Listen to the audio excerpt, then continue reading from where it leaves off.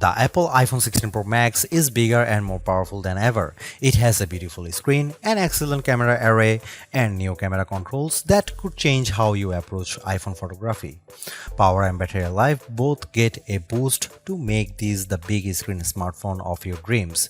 Apple Intelligence offers some useful and intriguing features, but it's not yet the thing that will or should drive upgrades. Still, if you have been holding on to an iPhone 12 or 13 Pro Max, this is probably the moment for a big screen upgrade.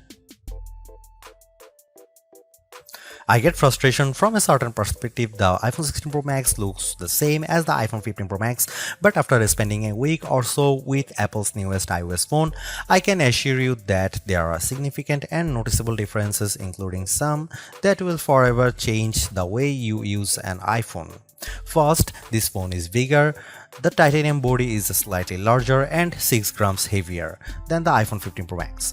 The screen is a hair's breadth away from 7 inches, but the Super Retina XDR OLED screen is larger, not just because of the chassis. Apple slimmed down the bezels on the iPhone 16 Pro and Pro Max to give you a giant 6.9-inch canvas of bright, colorful pixels. The other major difference is a new button on the right side below the power or a sleep or Siri button. Apple would prefer that we do not call it a button, though it is in part one. You can press the recessed camera control button down and it moves, but it also has a haptic response that makes light presses feel like the button is moving. It even includes gesture recognition. While the new button's name and its primary utility speak to photographic pursuits, this is a customizable control that will soon offer one-press access to Apple's new Visual Intelligence Object Identification feature. On the inside of the iPhone 16 Pro Max is a faster and more efficient A18 Pro. It's not hugely different from the A17 Pro that came before it, and most customers will never tap into its true power, but it's clear to me that Apple's Pro line of smartphones are more than ready to live up to their names. If there was ever a pocket supercomputer, the iPhone 16 Pro Max might just be it. All this hardware is in some ways no more than a vessel for Apple's next big thing, Apple Intelligence. However, Apple's own take on AI is also the greatest source of frustration, as it's far from complete. In fact, early iPhone 16 customers won't see much of it at all unless they install an iOS beta. Features like writing tools, a prettier and somewhat smarter Siri, summaries of long emails, and Photos updates such as creating your own memories based on a prompt should show up soon after the iPhone 16 Pro Max starts shipping, but other features are essentially to come. There is no image generation, Genmojis, ChatGPT integration, or support for languages other than English, and Siri has yet to display any of its existing personal context capabilities, which might be Apple's secret weapon when it comes to winning the AI battle.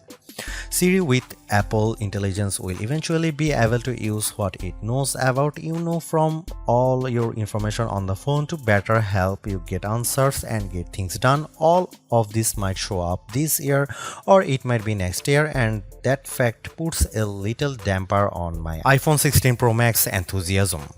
If you are not buying this new iPhone for Apple Intelligence, then allow me to direct your attention to the formidable camera array. While it's not entirely new, there is a new and faster sensor behind the 48 megapixel main fusion camera, and the ultrawide makes a leap from 12 megapixel to 48 megapixel. The 5x optical zoom is mostly unchanged, as is the 12 megapixel true depth selfie camera.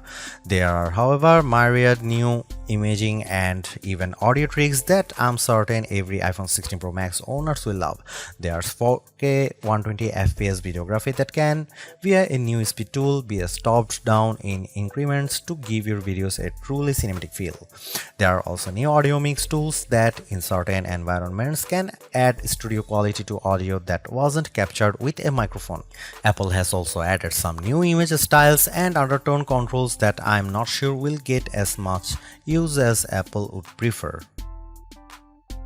If you are asked to me, the choice between the base iPhone 16 and the iPhone 16 Pro Max is simple. You gain a Pro Motion display, a 5x zoom camera, and Apple's most powerful mobile chip. The differences between the iPhone 16 Pro and 16 Pro Max, however, are more subtle this year. There's the screen size, 6.3 versus 6.9 inches, and the battery size, which results in at least an hour of extra battery life, and that's essentially it. The 5x Tetra Prism lens is now on both phones. Perhaps the only other notable difference is that iPhone 16 Pro starts with only 128GB of storage. In short, I love the iPhone 16 Pro Max. It's big, powerful, and for everything. Yes, I was playing a console level game on it using an Xbox controller because I can. It takes lovely photos that, even if you choose not to try out, the new styles and undertones are clear and color accurate. Apple Intelligence, which I accessed by installing iOS 18.1 developer beta, is a nice start with some cool features, but it's not yet a compelling reason to upgrade. I feel similarly about the camera control button. Don't get me wrong, I like the new button and I think it's full of untapped potential, but there's almost a bit of competition now between the one-year-old action button and this new, arguably more sophisticated one. Those who buy any of the new iPhone 16 models will probably get a lot of use out of the camera control button and wonder how they used their iPhone without it. In the meantime, the action button might sit unused until Apple eventually shows it the door. While Apple hasn't radically changed the iPhone's camera array, there are enough changes in hardware, software, and image processing, along with the aforementioned camera control button to make the imaging system feel fresh and new. On paper, we have just one notable megapixel upgrade, the 48 megapixel ultra-wide camera, which will not only improve wide-angle shots but has a measurable impact on macro quality. Still, even though Apple didn't squeeze a much higher pixel count into the main camera, it did upgrade the sensor and is promising much faster shutter speeds, and the autofocus is now enhanced with dual autofocus sensors. These are the kinds of incremental changes that should improve both the experience of using the quality delivered by the main camera sensor, but they are also hard to measure. More on that in a bit. The 12 megapixel 5x optical zoom is essentially unchanged from last year's iPhone 15 Pro Max. The biggest news here is found not on this phone but on its little brother, the iPhone 16 Pro, which also gets the Tetra Prism lens. Last year's Pro model was stuck with a just 3x optical zoom camera. Similarly unchanged is the 12 megapixel FaceTime camera on the front. Here are some camera samples of iPhone 16 Pro Max.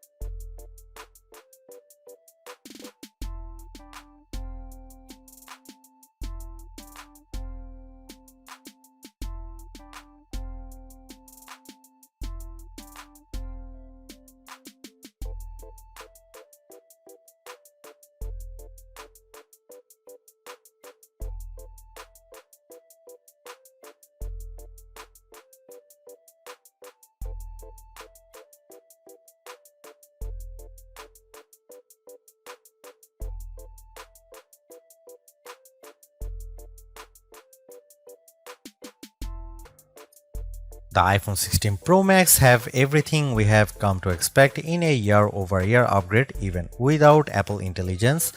The 6.9-inch iPhone 16 Pro Max have a slew of upgrades including a good battery life, outstanding photo and video chops, and iOS 18. The iPhone 16 Pro Max are excellent phones worthy of a spot in your pocket if you can afford them.